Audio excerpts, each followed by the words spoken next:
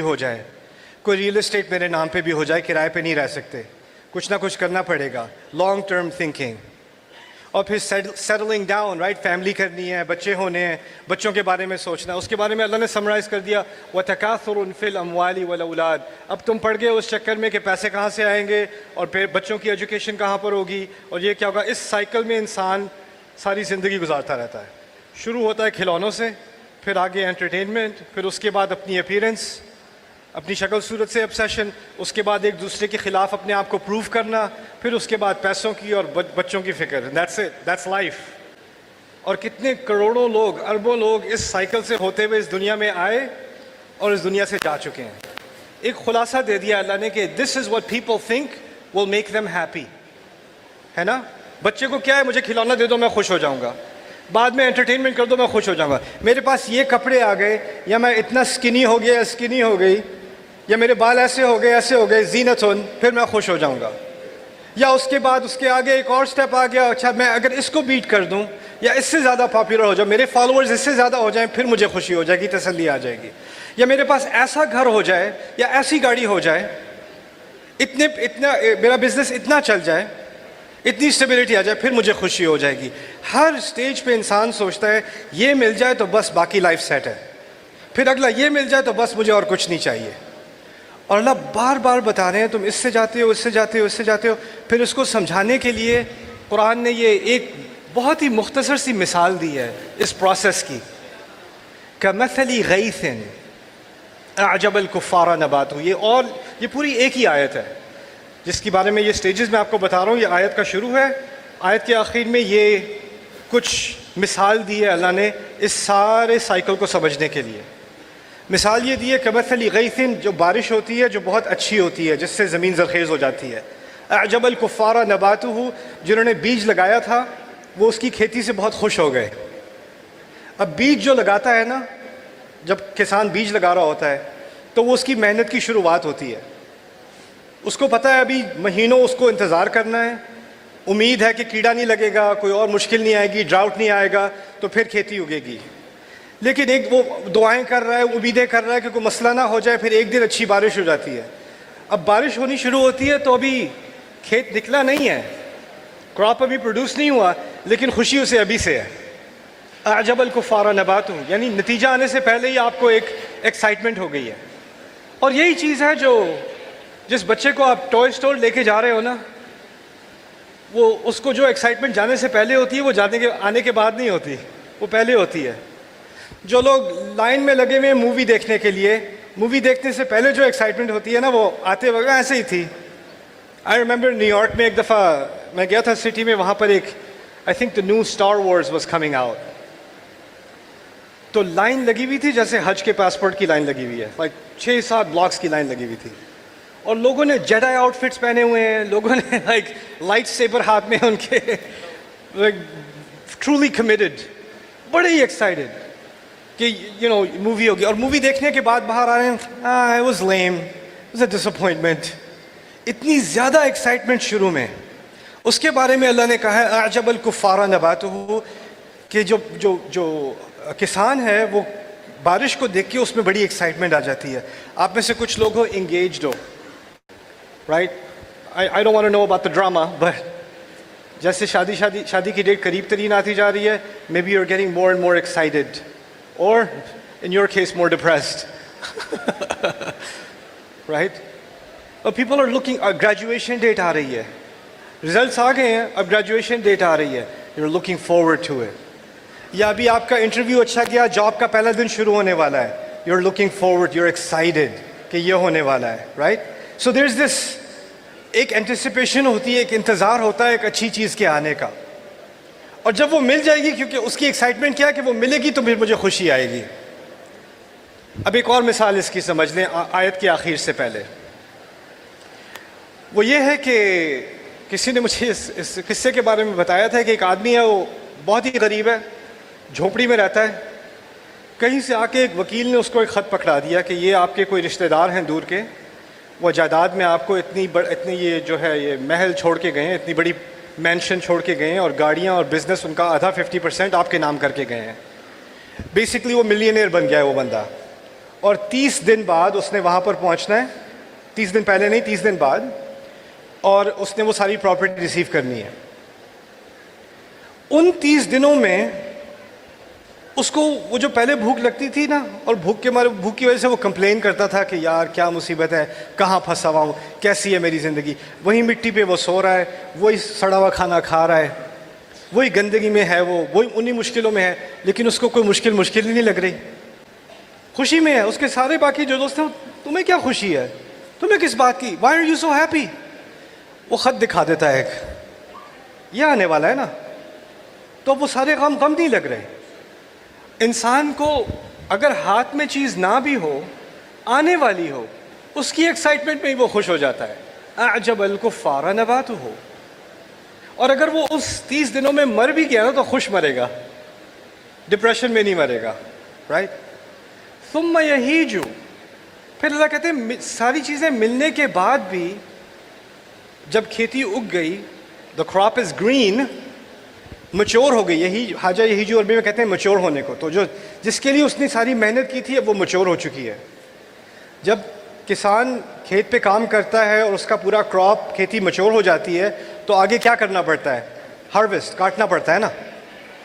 لیکن قرآن نے عجیب بات کی, فتراہ مصفرہ, تم دیکھو گے کہ یہ پیلی پڑ گئی, تم دیکھو گے کہ یہ پیلی پڑ گئی. پیلی کا مطلب ہے خراب ہو گئی. یعنی جس چیز کے پیچھے وہ بھاگ رہا تھا جب وہ مل گئی تو اس نے اس پہ کوئی دھیان ہی نہیں کیا, وہ پیلی پڑ گئی. میں نے یہ ایکسپیریمنٹ اپنے بچوں کے ساتھ بھی کیا تھا ایک دفعہ. اس کو ایک بیٹے کو میری ہی badly needed this video game, میں نے لے دی اسے, بہت خوش, بہت ہی خوش, کھیل کے, اور 3 ہفتے بعد I am having dinner and I feel a CD under my feet. This is the, yeah, I beat it.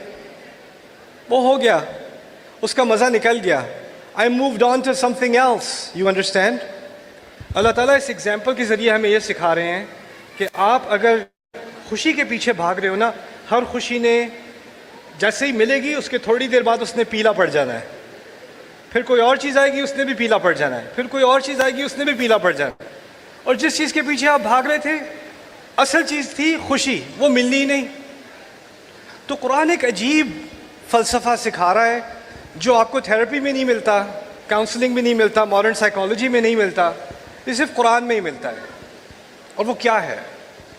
وہ اصل میں یہ ہے کہ میں نے جس چیز کے پیچھے ہے نا, وہ نہ پیسہ ہے, نہ شہرت ہے, نہ کھلونے ہیں, ان میں سے کوئی چیز نہیں ہے. بس ایک ہی چیز ہے,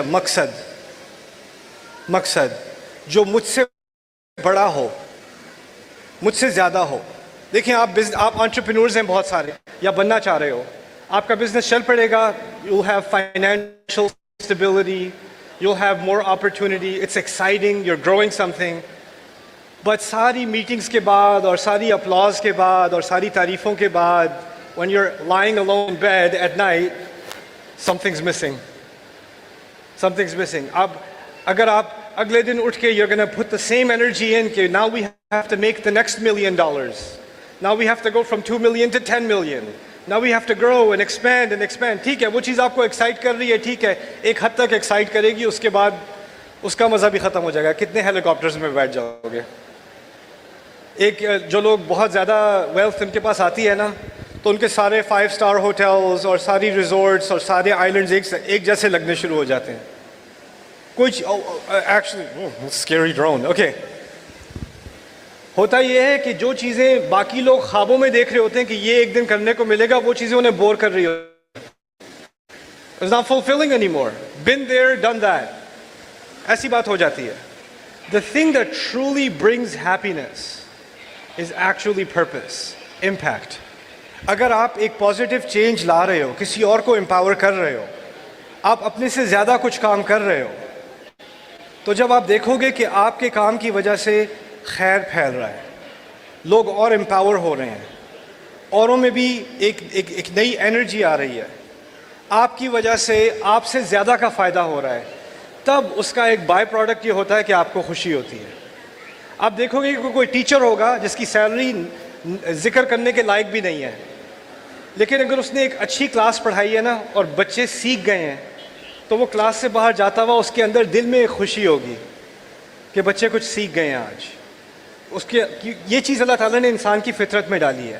ہم جس چیز کے پیچھے بھاگ رہے ہیں اپنے لیے، وہ اسی وقت آئے گی جب آپ بھاگو گے کسی اور کے لیے.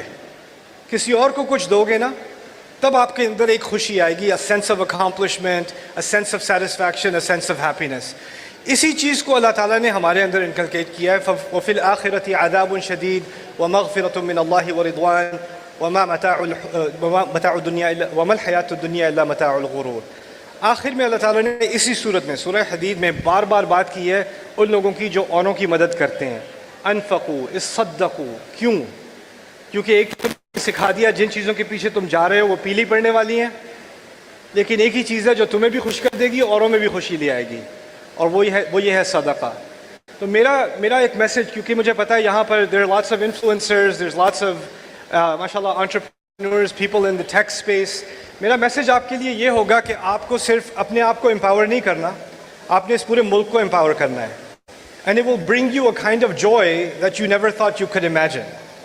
اینڈ آپ نے کیونکہ ہم ایک کمپیٹیٹیو کلچر کے اندر آ گئے ہیں نا. آپ دیکھتے رہتے ہو میری فالوئنگ کتنی بڑی ہے، یا میرا جو کمپیٹیٹر ہے یا کوئی اور ہے اس کی فالوئنگ کتنی. اچھا پھر بھی میں ٹھیک ہوں، ہی اسٹل 5000 فالوورز بیہائنڈ، ابھی خیر ہے میری، رائٹ. یا آپ اپنے کمپیٹیٹر پہ نظر رکھتے ہو کہ وہ کیسے گرو کر رہے ہیں، پھر میں کہاں جاؤں.